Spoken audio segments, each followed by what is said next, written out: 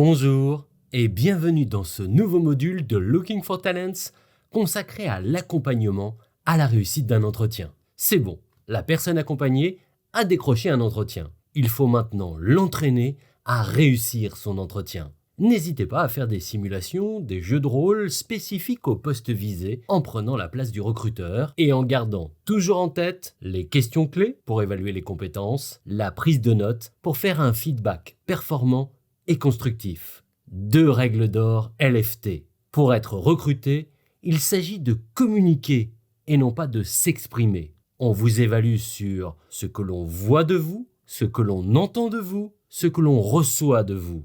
Et il faut partager avec le recruteur les expériences et motivations qu'il recherche pour un poste et non dans l'absolu.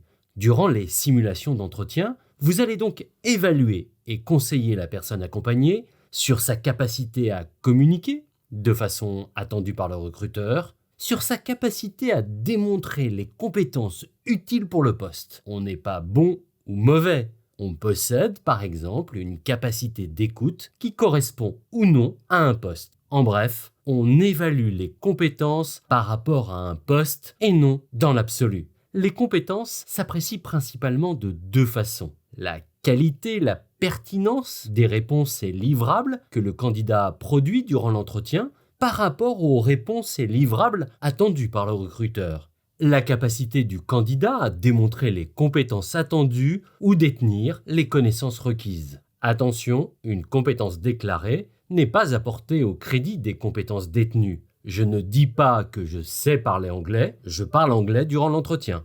Pour faire votre évaluation, vous devez maîtriser les questions clés de Looking for Talents. Ce sont les mêmes que celles détaillées dans le module d'évaluation des motivations. Dans les réponses, vous allez évaluer les signifiants et les signifiés. Les signifiants permettent d'apprécier les capacités de communication, les verbatims, tics de langage, la syntaxe, les argumentaires plus ou moins précis, les attitudes, la prise de parole ou le respect de la parole de l'interlocuteur, ou bien couper la parole, les silences, les rythmes des réponses. Les signifiés permettent d'apprécier les connaissances et les compétences. Les contenus des réponses, dès lors qu'il s'agit non pas d'une narration, mais d'un élément dont vous pouvez apprécier qualitativement la validité, les résultats proposés dans le cadre de mise en situation, les omissions ou absences de propositions, par exemple, dans le cas d'une question double ou l'absence de réponse à une question, dans une mise en situation ou dans un exercice proposé, les questions posées ou non par le candidat.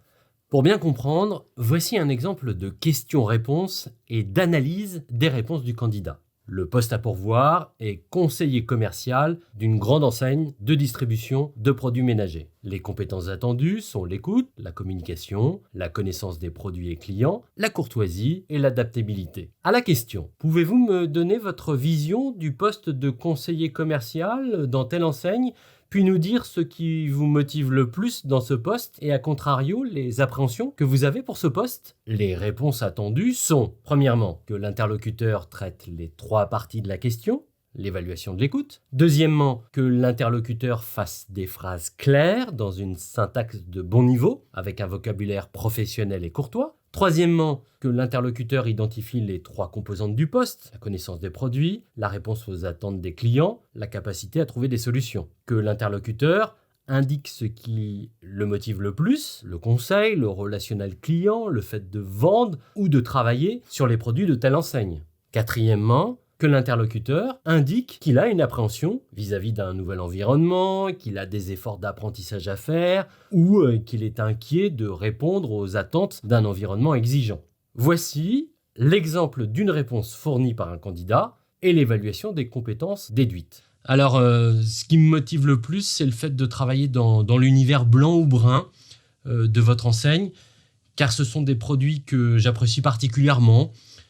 Et mon appréhension, j'en ai pas trop parce que je connais bien votre enseigne et que j'adore la vente. Pour ce poste de conseiller commercial, on évalue donc l'écoute. Ici, elle est inférieure aux attentes. Un travail est à engager pour avoir une écoute systématique. La communication, correcte, mais à améliorer si le langage familier n'est pas un problème en soi face au client. En revanche, en entretien, un langage professionnel et moins parlé est à favoriser. La connaissance produit et client, non appréciable ici, mais une motivation forte est exprimée par l'interlocuteur pour le secteur. La courtoisie, un niveau de langage en décalage avec le niveau de langage du consultant. L'adaptabilité, en retrait, car le style de communication ne correspond pas au style du consultant. Nous verrons dans un prochain module l'appréciation des compétences dans le cadre des mises en situation, l'appréciation de la présentation des motivations et l'appréciation de la présentation des disponibilités.